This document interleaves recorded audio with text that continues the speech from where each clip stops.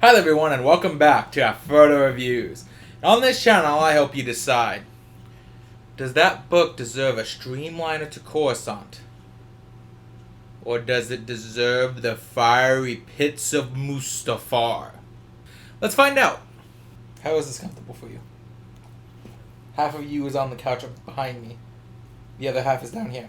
The Cestus Deception was published on January 1st of 2004 by author Stephen Barnes.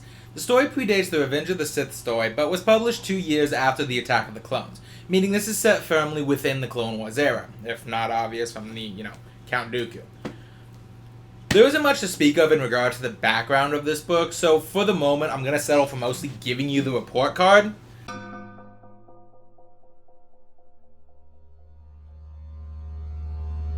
And then talking about this cover. Now, I have a fair amount of issues with this cover. Now, setting aside my common problem where you use real-life actors on covers and why I don't like that, I think I've explained myself often enough at this point. The main thing about this is that it feels lazy. It feels like a bunch of stills taken from the movie or other movie posters, put on with a layer of Photoshop to make them feel slightly more glossy, as if to give them appearance of having been drawn, and then slapped together with no rhyme or reason. I'm actually fairly certain that this picture here of Kit Fisto is from the Geonosis fight ring scenes, while this picture of Obi-Wan Kenobi and Count Dooku are taken from the movie posters. In fact, it is. I don't know why I'm saying I'm fairly certain. I can prove it.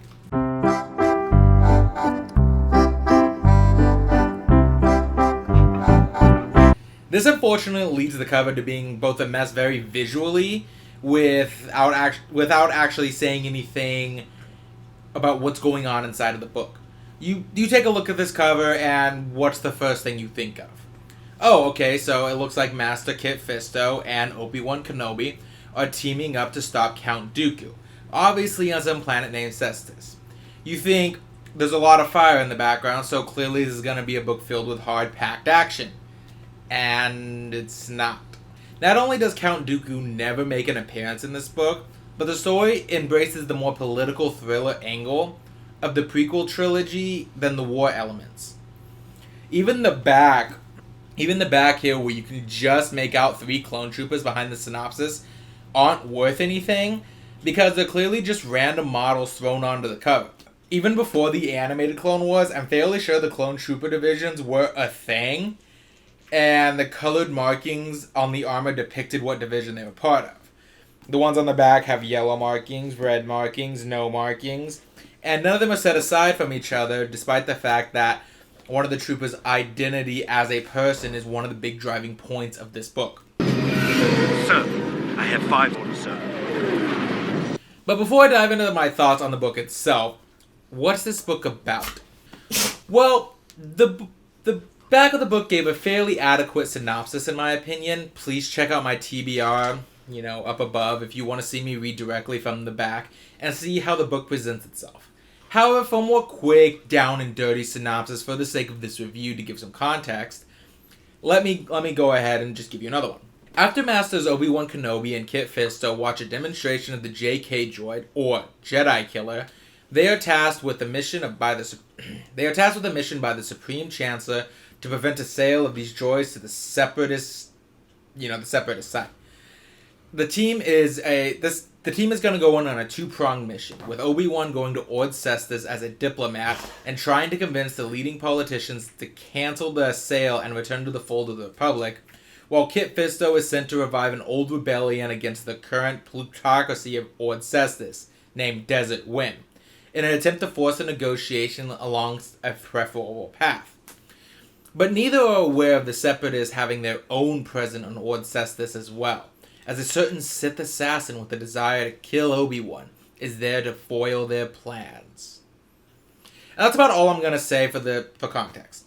Now, before I get into my review, I'm going to need to discuss a fair amount of spoilers for both this series and a little bit for the animated Clone Wars. This will be relevant later, just know that you're going to be spoiled in both cases to some degree. Now, to talk about this book, as I read it, I half liked it.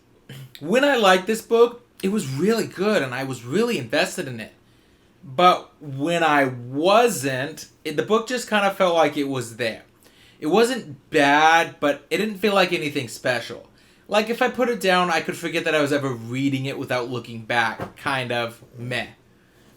I'm actually going against the folds and say that, in this case, the political side of the story was actually far more interesting than the war side of the story.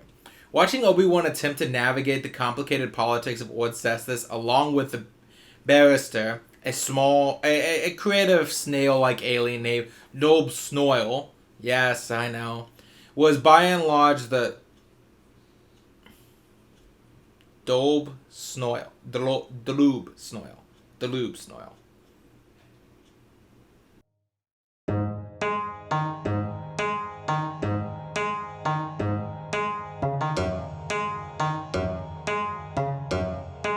Son of a bitch.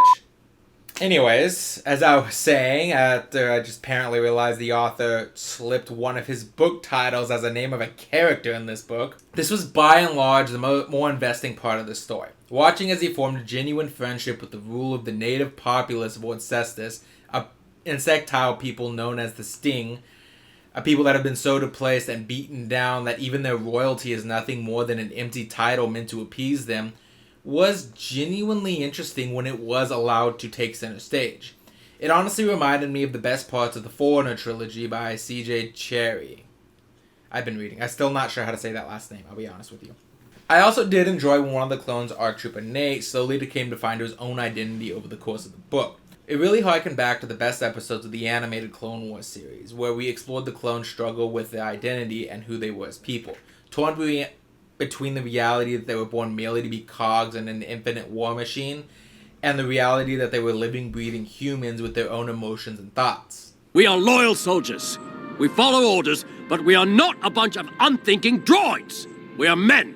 Now this was refreshing because this was back in the time in the EU, where the clones being mindless soldiers who followed orders without question was considered the common tactic, before the animated Clone Wars really humanized them and made them people. And personally, I'm on the side where that makes them more interesting characters rather than what they were before.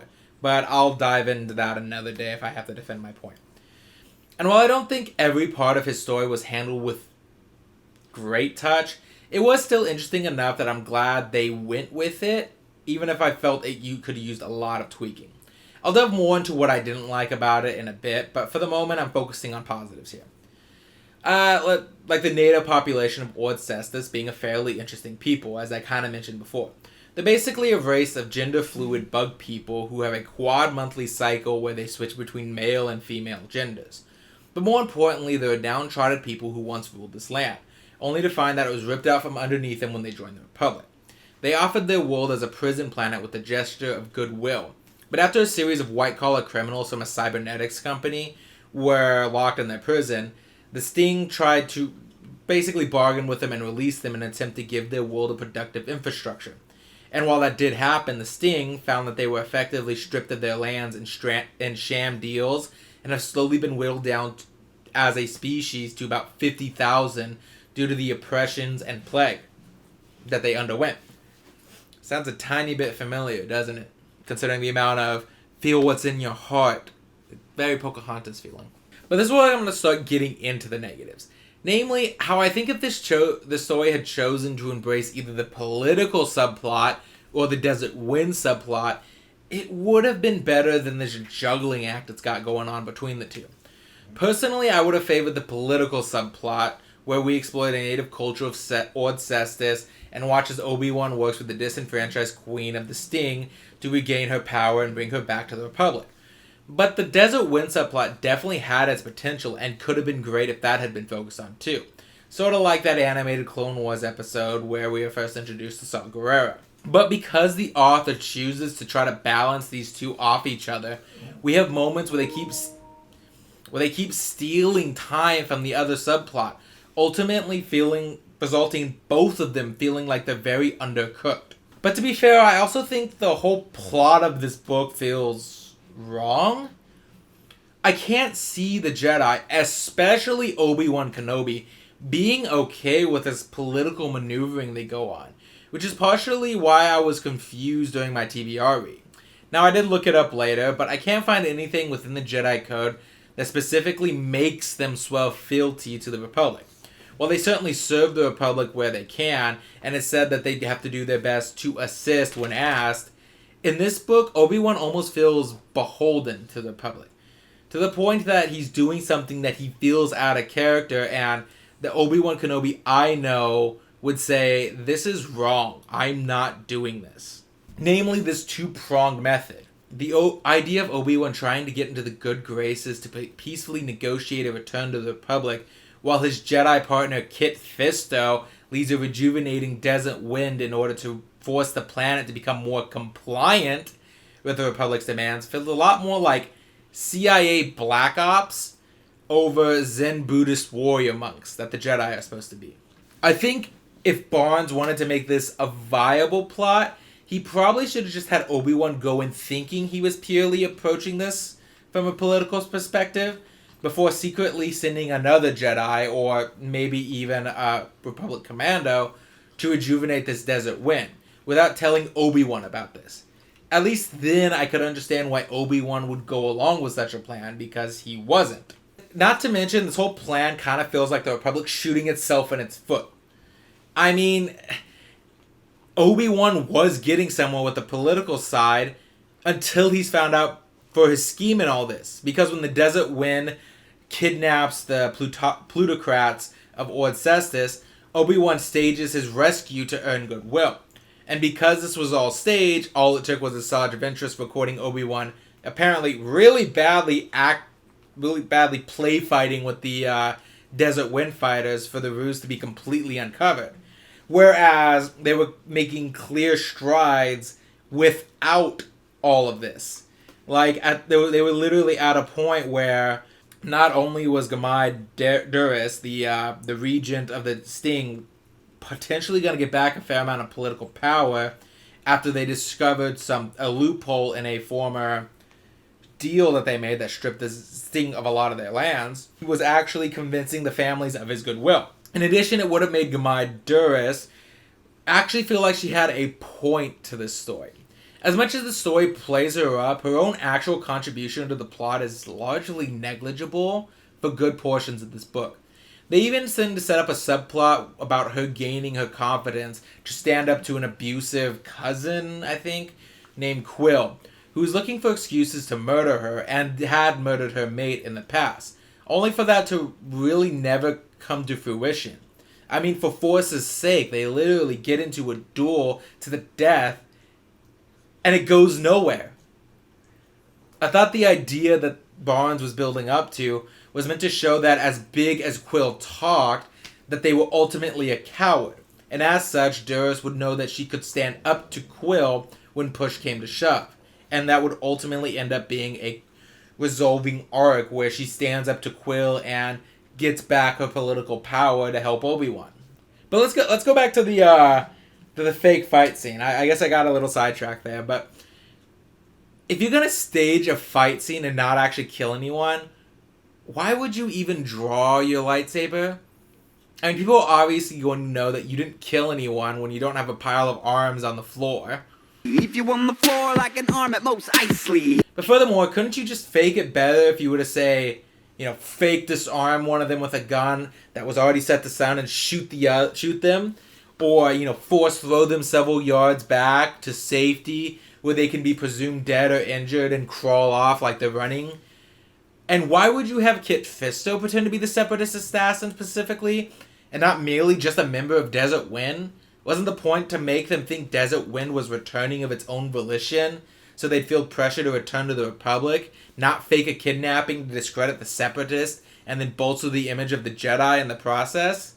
Like I said, this plan doesn't make any sense, and doesn't feel like it was well thought out at all by any of the characters. In addition, I do admit that I found the story a little contrived near the end. As much as I like Nate and his exploration of his recently discovered independence and, for lack of a better word, humanity, it did feel forced at the end where he sacrifices himself to save millions of people, leaving behind the woman who made him feel, who became pregnant with his child in the few days they spent together as a couple, despite the fact I don't recall the story ever mentioning them getting intimate with each other. In fact, it very much felt like they were just getting really close as friends at a certain point. They hadn't actually crossed into the... And even then, that they spent so little time together before he died. How does she know she's pregnant? Because it's Obi-Wan who feels the child growing, but it's like she also knows. But by the time frame that's presented, it would be like a couple days. I don't even think that thing is eight cells yet, let alone, a living being. I also admit that the whole exploration of his identity, and it feels confused. Like, he takes the name Jango Tot for himself, which is meant to be Mandalorian for Jango's brother, which is meant to honor Jango, but it feels like a step backwards from becoming his own person. Not only is he merely taking a stance that a lot of his clones already take with each other and their progenitor, but he's not embracing his own identity, that of Nate, but embracing the identity set out before him by another, Jango Fett. In addition, revealing that the only reason Sheikah Tolls falls in love with him is because of his connection with Jango Fett, making her attachment feel less meaningful than Cut Lawquane's own family from the animated Clone Wars series, despite how little we see of them. Daddy, you're home! Look what I drew you, Dad! Oh, well.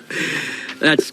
It sort of feels like the equivalent of losing your boyfriend, so you shack up with his son who looks just like him in hopes he'll be a good replacement for the old man. I also wish I had seen Obi-Wan re-earn the trust of the Sting Queen Duras.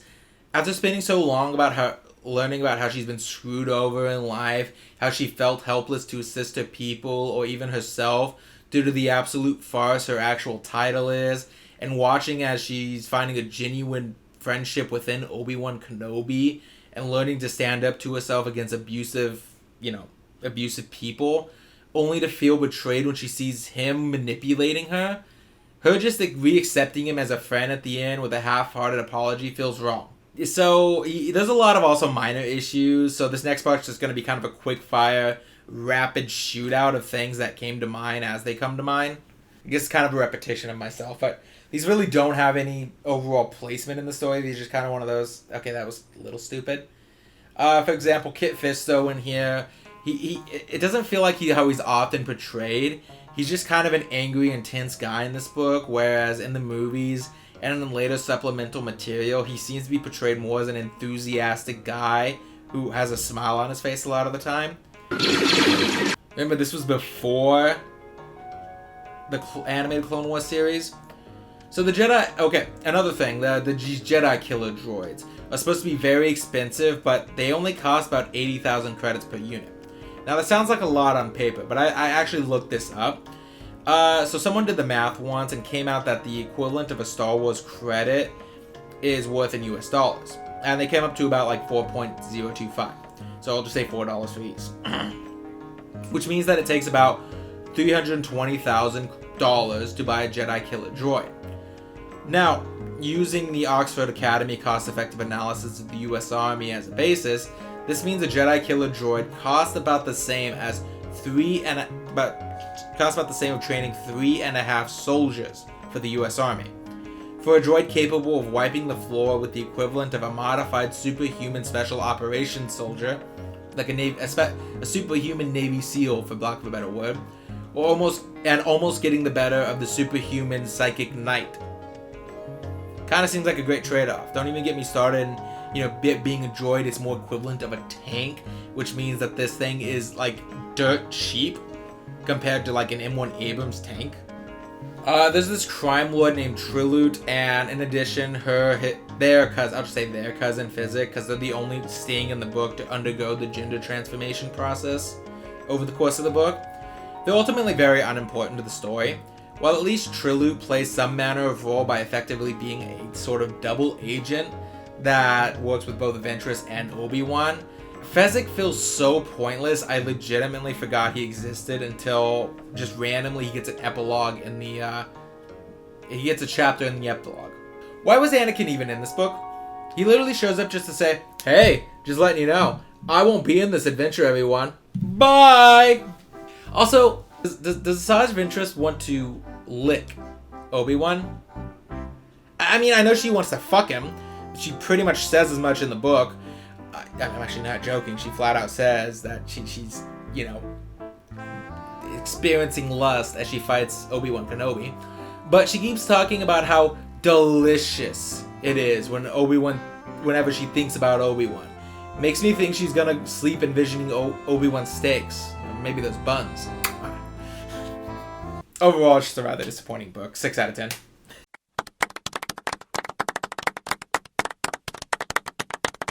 Yeah, when I finished this book, I was sitting firmly at a 7 out of 10. But the more I thought about it, the less I liked the book itself. It's not horrible. I definitely think it's more interesting than something like Rogue Planet was. Obviously, based on the rating. But as more things were happening over the course of the book, it comes with the more wasted potential.